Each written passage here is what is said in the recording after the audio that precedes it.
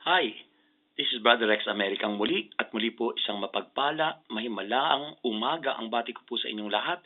Kayo pong lahat na laging nakasubaybay dito po sa Channel of Blessing, dito po sa Take Over Holy Spirit Channel over YouTube.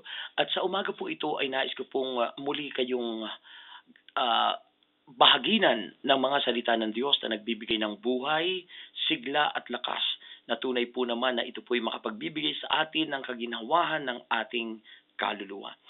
Sa sulat po sa mga taga-Epeso ni San Pablo Apostol, sinasabi po niya doon na sa halip na tayo po ay malasing ng alak dito sa sanlibutan, dapat po tayong mapuspos ng Espiritu Santo o be filled with the Holy Spirit. At tandaan po natin, napakahalaga pong katangian ng isang Kristiyano yung tayo po ay mapuspos ng Espiritu Santo. Sapagkat kung tayo po ay isang Kristiyano na hindi puspos ng Espiritu Santo, tinitiyak ko po sa inyo na tayo po ay walang kapangyarihan. Sinasabi po ng Aklat ng Mga Gawa sa Acts chapter 1 verse 8, sabi po roon, "And you shall receive power when the Holy Spirit comes upon you."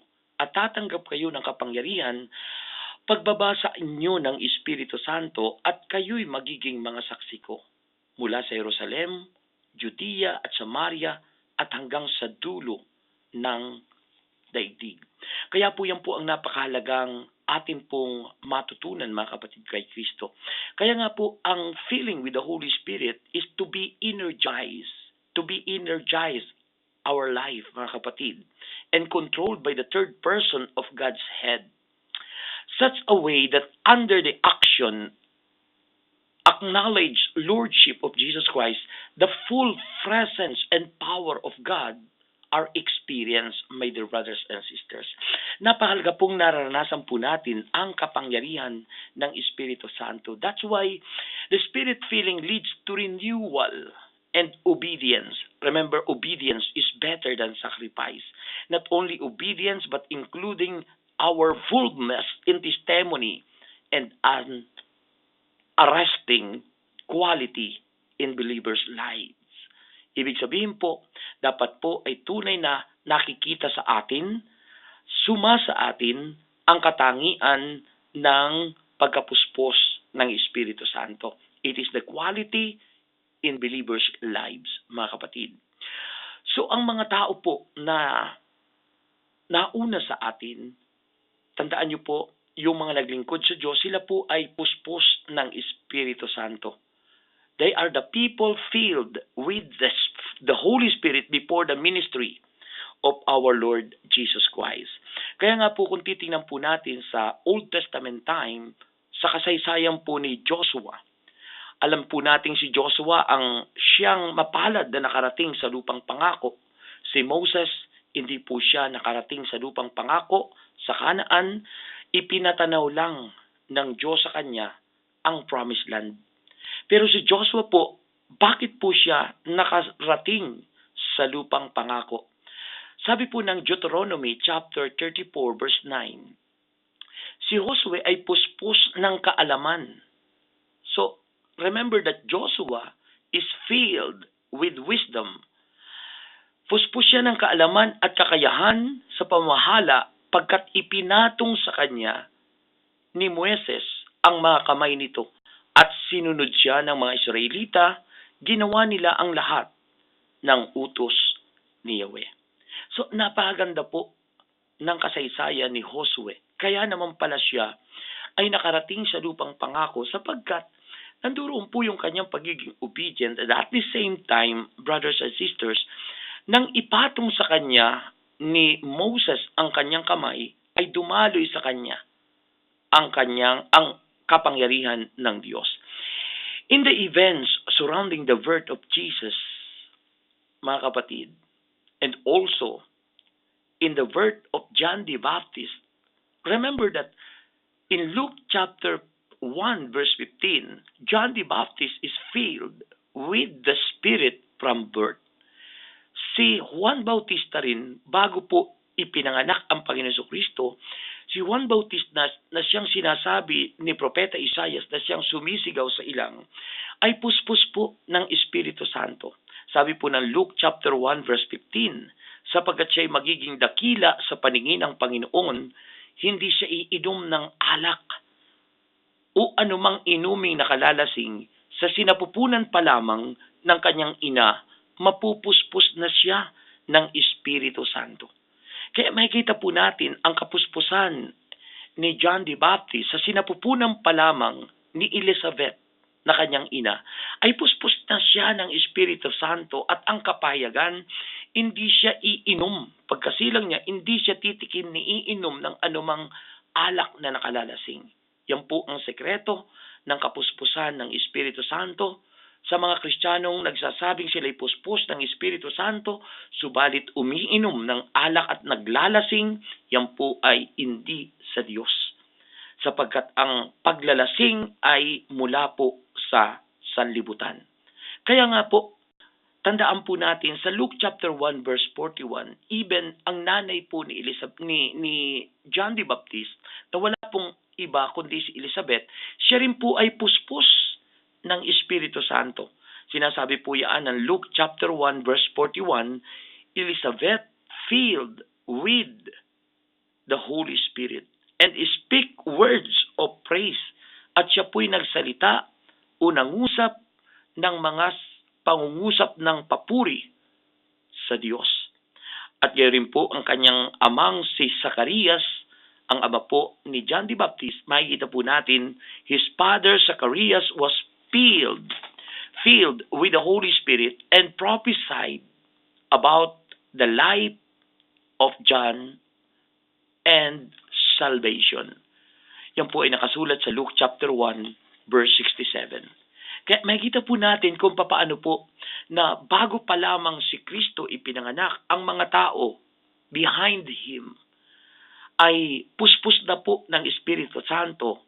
Not only behind Him, but yung mga taong nauna sa Kanya ay mga puspos pa rin po ng Espiritu Santo. At higit sa lahat, si Jesus Christ po is full of the Holy Spirit. Siya po ay puno ng Espiritu Santo.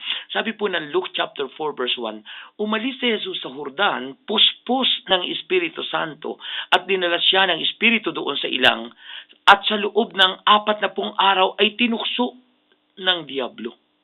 Makikita po natin, kapag tayo po'y puspos ng Espiritu Santo, dadalhin tayo ng Espiritu Santo sa kung saang lugar na tayo po ay iaalaw na tuksuin. Subalit yun po ay testing para sa atin upang malaman na ang kapangyarihan ng Diyos ay tunay na sumasa atin na. Sabi po ng Luke chapter 10 verse 21, ng oras ding iyon, si Jesus ay napuspos ng galak ng Espiritu Santo. Napuspos ng galak. Remember, the fruit of the Spirit is joy, kagalakan.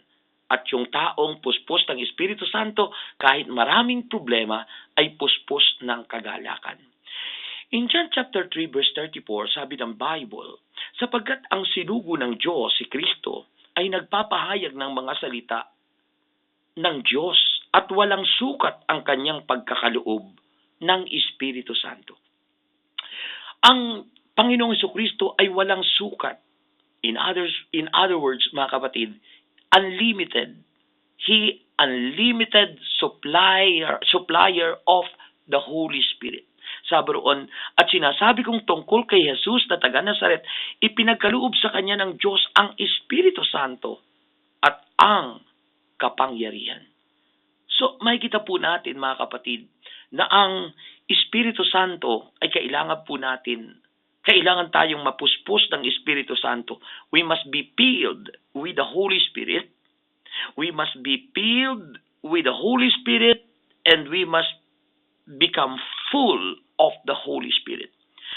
Pag sinabi pong be filled with the Holy Spirit, it is an apostolic command.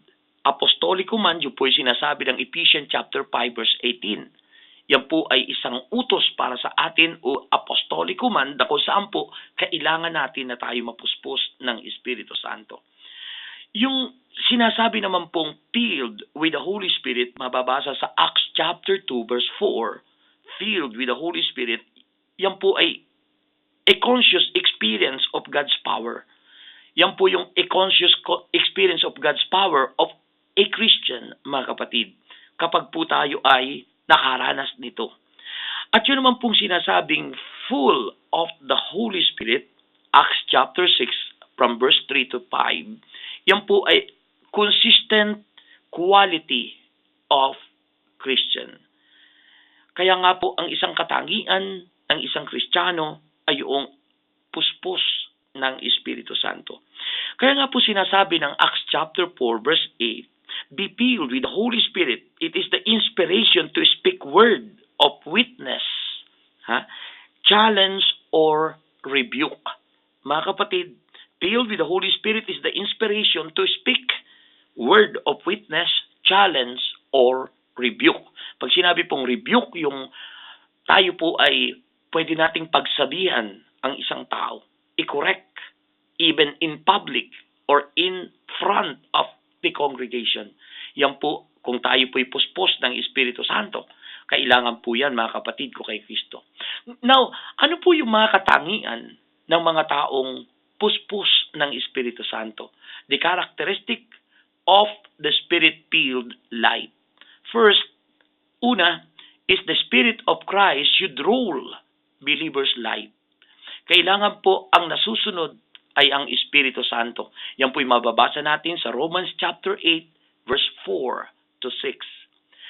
At may paalaala rin po San Pablo Apostol sa Galatians chapter 5 verse 16. Ang sabi ng Bible, ito ang sinasabi ko sa inyo. Ang Espiritu ang gawin niyong patnubay sa inyong buhay at huwag ninyong susundin ang pita ng laman. So mahalaga po na ang Espiritu Santo ang sinusunod natin kung siya ang nagro-rule sa ating mga buhay. Number 2 characteristic of the Spirit-filled life is the Spirit produces fruit of Christ-like character.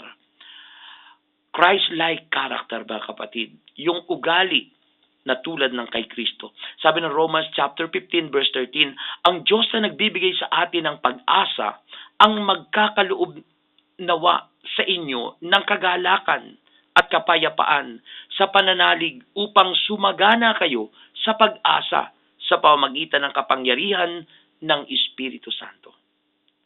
So, napakaganda po na ang Espiritu Santo ang tinutukoy dito na siyang magkakaloob sa atin ng ugaling tulad ng sa ating Panginoon Kristo. Yan po'y sinasabi doon po sa bunga ng Espiritu, doon po sa Galatians chapter 5 mula po sa mga talatang 22 hanggang 23. Ang sabi ron, ang bunga ng Espiritu Santo ay pag-ibig, kagalakan, kapayapaan, kahinahunan, kabutihan, kabaitan, katapatan, kagalakan, at ang pagpipigil sa sarili.